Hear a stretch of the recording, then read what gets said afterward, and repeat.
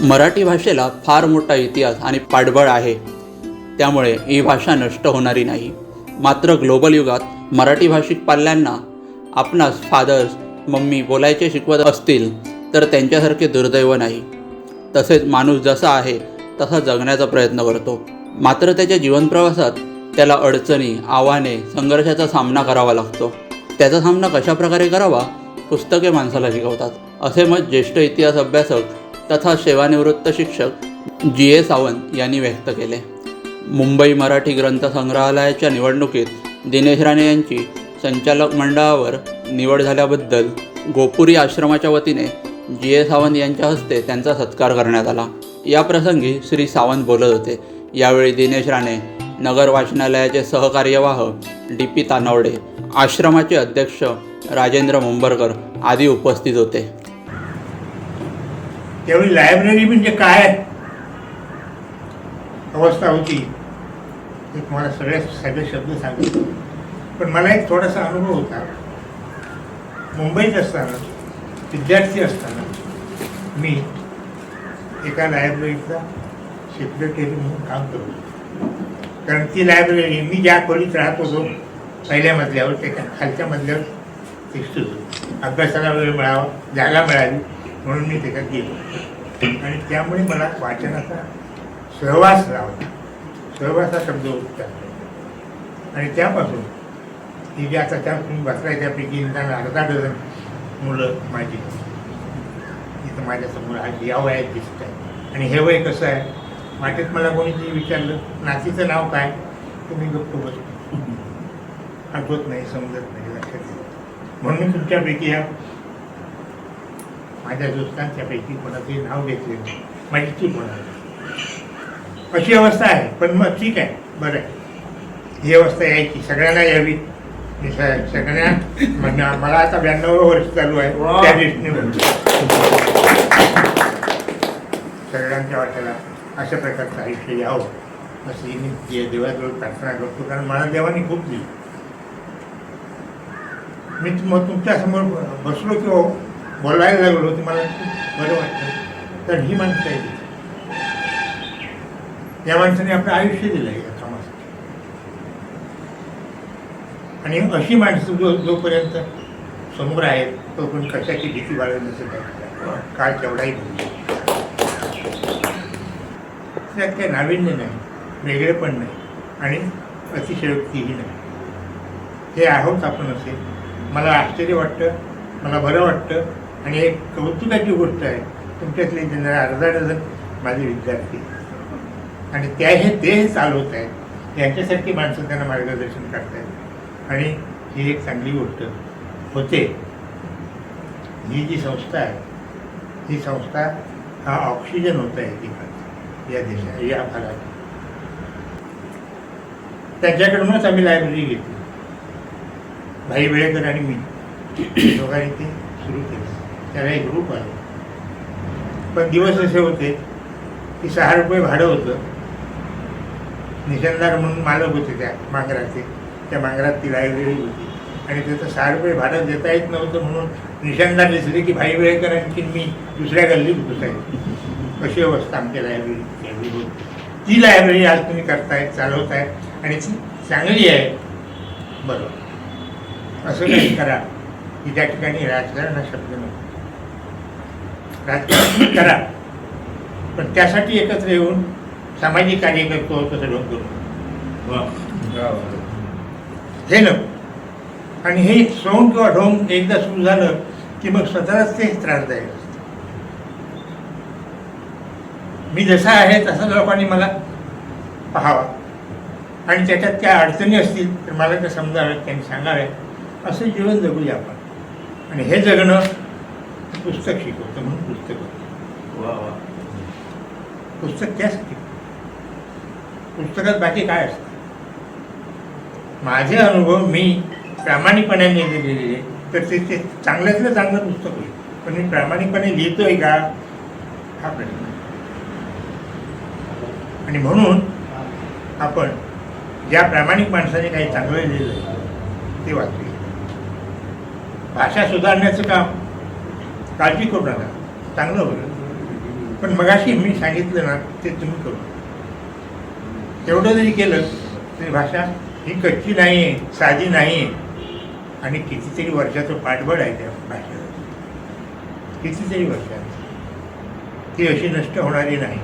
पण ते नष्ट करण्याचे महान कार्य जर आपणच करत असू तर मात्र तिला धोका आहे. ठीक आहे, मी जास्त वेळ घेतला आहे तुमचा, मला बोलावलं, शक्य तुम्हाला बोलावलं नका का तर अडचणीच होतं, नाही म्हणता येत नाही आणि मला माझं काम करता येत. मग मी तर तुम्हाला सांगितल्याप्रमाणे ही जर बोले तैसा चाले अशी जर अवस्था असली त्याची 11वी पाऊले वगैरे हे नंतर तुकारामच आहे. म्हणजे माझं एवढंच आहे की आज बोलताना सुद्धा अडथळा येतो, चालताना सुद्धा होत नाही अशी जी माणसं आम्ही आहोत त्यांना काय कार्यक्रमाला त्याची बसवा काही लागलं तर विचारा. पण हे काम नाही जमायचं, तिथं थांबतो मी, तुम्हाला आशीर्वाद देतो, कारण तेवढंच देण्यासारखं माझ्याकडे आहे. सर्वांचं खरं तर धन्यवाद, खूप खूप धन्यवाद. कारण गोपुरी आश्रमामध्ये माझा सत्कार होणं हे खरं तर मी माझं भाग्य मानतो. कारण ज्या गांधींच्या मूल्यांवरती आजपर्यंत आपण सगळेच वाटचाल करीत आलो, महात्मा गांधींच्या मूल्यांवरती, आणि ज्यांना कोकणचे गांधी म्हटलं जातं ते अप्पासाहेब पटवर्धन यांनी स्थापन केलेल्या गोपुरी आश्रमामध्ये मला ही संधी मिळणं, त्यासाठी मी आपणा सर्वांचा खूप खूप आभारी आहे. म्हणजे गोपुरी आश्रम जसं आपण म्हणतो की कोकणातल्या सांस्कृतिक आणि सामाजिक चळवळीचं केंद्र कोणतं, तर आपण अभिमानाने सांगतो की बाबा ज्या काही 4-3-4 संस्थांची नावं आपल्या समोर येतात त्यात आघाडीचं नाव म्हणजे अर्थातच गोपुरी आश्रम आहे. म्हणजे भारतातला पहिला बायोगॅस प्रकल्प जर कुठे सुरू झाला तर तो गोपुरी आश्रमामध्ये सुरू झाला होता. काजू प्रक्रिया प्रकल्प असेल, जीवन शिक्षण मिशन असेल, म्हणजे अशा अनेक प्रकारे काजू प्रशिक्षणातून तर अनेकांना इथे रोजगार मिळाला आणि स्थलांतर काही प्रमाणामध्ये आपण थांबवू शकलो. म्हणजे एवढ्या महत्त्वाच्या संस्थेमध्ये मला यायला मिळालं आणि काम करायला मिळालं आणि आज सत्कार होतोय. माझा खरं तर घरच्या मंडळींनी माझा केलेला, घरातल्याच मंडळींनी केलेला सत्कार आहे. आणि या संस्थेला साने गुरुजी असतील, विनोबा भावे असतील, पंडित नेहरू स्वतः इथे आलेले होते. तर एवढ्या लोकांचं प्रेम लाभलेल्या संस्थेमध्ये माझा सत्कार होत आहे. मी खरोखर माझ्यासाठी एक भाग्याची गोष्ट आहे. आता मुंबई मराठी ग्रंथ संग्रहालयाबद्दल सांगायचं तर तसं माझे मित्र सापळे सरांनी सांगितलं की 100 वर्षाहून अधिक काळ झाला. म्हणजे 1898ला या संस्थेची स्थापना झाली आणि ह्या संस्थेमध्ये लोकमान्य टिळक असतील, डॉक्टर बाबासाहेब आंबेडकर असतील यांनी ह्या ग्रंथ संग्रहालयाचा त्यावेळी उपयोग केलेला होता. त्यांनी स्वतः तिकडे काम केलेलं होतं. पंडित नेहरूंचा इथे उल्लेख झाला. पंडित नेहरू ज्यावेळेला नायगाव शाखेची, नायगावला जे आपलं हेड ऑफिस आहे मध्यवर्ती, जिथून मी निवडणूक लढवली होती, पूर्ण मुंबईवरती आहे, तर त्या शाखेच्या बिल्डिंगच्या उद्घाटनाला स्वतः पंडित नेहरू त्यावेळी आलेले होते. आजच्या काळामध्ये इथे 6.5 लाख पुस्तकं आहेत आणि 10 ते 12 हजार आपले सदस्य आहेत. त्याच्याशिवाय आपले 2 संशोधन, एक संशोधन विभाग आहे आणि एक मराठी संशोधन विभाग आहे आणि एक इतिहास संशोधन विभाग आहे. म्हणजे असा खूप मोठा पसारा असलेली संस्था आहे. जवळपास 31 शाखा सर्वत्र त्यांच्या मुंबईवर पसरलेल्या आहेत. आता मुंबईमध्ये सध्याचं जे भाषिक समीकरण आहे ते आपण पाहतोच आहोत की मराठी संख्या हळूहळू कमी होत चाललेली आहे. परिणामतः वाचन संस्कृती, मराठी वाचकच मुळात कमी झाले. तुम्ही पूर्वी बघाल तर ट्रेनमध्ये आपण पाहतो की मी जेव्हा शाळा कॉलेजमध्ये जायचो त्यावेळेला ट्रेनमध्ये सगळे पेपर वाचत असायचे. मराठी पेपर, सर्रास मराठी पेपर आपण पाहायचो ट्रेनमध्ये वाचले जायचे. आता तुम्ही पाहाल तर लोक मोबाईलमध्ये बसलेली असतात आणि जर कोणी पेपर वाचत एखादा पण असला तर काहीतरी असं वेगळ्या परग्रहावरून आलं अशा पद्धतीने त्या माणसाकडे पाहिलं जातं. ही सध्याची परिस्थिती आहे. तर अशा परिस्थितीमध्ये आपण मुंबई मराठी ग्रंथ संग्रहालयाच्या माध्यमातून ग्रंथालय चळवळ कशी अधिक वेगवान करायची आणि लोकांना पुन्हा एकदा कसं मराठी वाचन संस्कृतीकडे वळवायचं, कशी वाचन संस्कृती मजबूत करायचं आपल्या समोरचं एक खूप मोठं आव्हान आहे आणि गेली अनेक वर्ष मुंबई मराठी ग्रंथ संग्रहालय या आव्हानाचा मुकाबला करण्याचा प्रयत्न करते. आता डिजिटलायझेशन ऑफ लायब्ररी म्हणजे तरुण पिढीला जर का आपल्याकडे वळवायचं असेल, आता कोणाकडे तेवढा वेळ नाही आहे की ते वाचनालयामध्ये जाऊन वाचन करू शकतील. तर डिजिटलायझेशनचा एक प्रकल्प तिकडे सध्या सुरू आहे प्राथमिक स्वरूपामध्ये. तर त्याला आपल्याला थोडा वेग द्यायचा आहे, जेणेकरून म्हणजे तुम्ही जगात कुठेही बसलात तरी मुंबई मराठी ग्रंथ संग्रहालयातले ग्रंथ संपदा तुम्ही हाताळू शकता. म्हणजे अशा प्रकारचं आपल्याला तिथे काम करणं अपेक्षित आहे आणि ते चालू आहे. त्याचबरोबर येत्या काही काळामध्ये आपण वाचकांना जर जोडून घ्यायचं असेल तर मोठमोठे साहित्यिक असतील, मराठी भाषेचे अभ्यासक असतील किंवा ज्या महत्वपूर्ण व्यक्ती आहेत त्यांना आपण ग्रंथालयामध्ये बोलून काही व्याख्यानमाला आपण आयोजित करू शकलो, तर ज्याच्या माध्यमातून लोक पुन्हा एकदा आपल्याशी जोडली जातील. असं काही काम करणं शक्य आहे का? तर याची पडताळणी चालू आहे आणि त्या पद्धतीचं आपण काम सुरू करणार आहोत. मला एवढंच म्हणायचं आहे की जसं मी मगाशी म्हटलं की कोकणामध्ये येऊन जर कोणी विचारलं की सांस्कृतिक चळवळीचं खास करून कणकवलीमध्ये तर कोणतं केंद्र, तर आपण अभिमानाने सांगतो की गोपुरी. तर तसंच जर का कोणी मुंबईला उतरला आणि मुंबईमध्ये त्यांनी विचारलं किंवा मुंबईमध्ये मराठी माणसाचं स्वतःचं असं केंद्र कोणतं, मराठी माणसाची स्वतःची हक्काची संस्था कोणती, आणि ती पण अशा काळामध्ये ज्या वेळेला मुंबईवरचा मराठी ठसा हा अगदी पुसट होत चाललेला आहे, अशा काळामध्ये पण आजही आपण अभिमानाने सांगू शकू अशी संस्था म्हणजे मुंबई मराठी ग्रंथ संग्रहालय.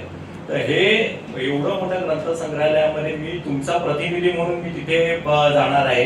त्यामुळे तुमच्या काही अपेक्षा असतील मुंबई मराठी ग्रंथ संग्रहालयाकडून, जे काही तुम्हाला अपेक्षित असेल की कशा पद्धतीने काम आपण केलं पाहिजे आणि वाचन संस्कृती मजबूत केली पाहिजे, तर त्या सर्व सूचनांचं स्वागत आहे.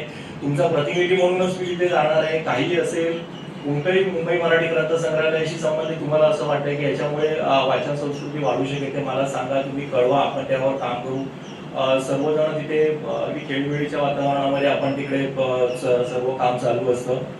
तर माझा पुन्हा एकदा मी गोपुरी आश्रमाला आणि त्याच्या पदाधिकाऱ्यांना आणि हितचिंतकांना धन्यवाद देतो की त्यांनी मला ही संधी दिली, उपलब्ध करून दिली. आणि यापुढेही आपण अशाच पद्धतीने काम करत राहू आणि मुंबई मराठी ग्रंथ संग्रहालयाबरोबरच गोपुरी आणि मुंबई मराठी ग्रंथ संग्रहालय या दोन संस्था कशा हातात हात घालून काम करू शकतील आणि मराठी माणसासाठी, मराठी वाचन संस्कृतीसाठी कसं काम करू शकतील ते आपण पाहू. पुन्हा एकदा धन्यवाद. ताज्या अपडेट्स आणि ताज्या बातम्यांसाठी आजच सबस्क्राईब करा आपला Sindhudurg digital news channel. Like करा, शेअर करा, कमेंट करा आणि महत्त्वाचं म्हणजे बेल आयकॉनला क्लिक करायला विसरू नका.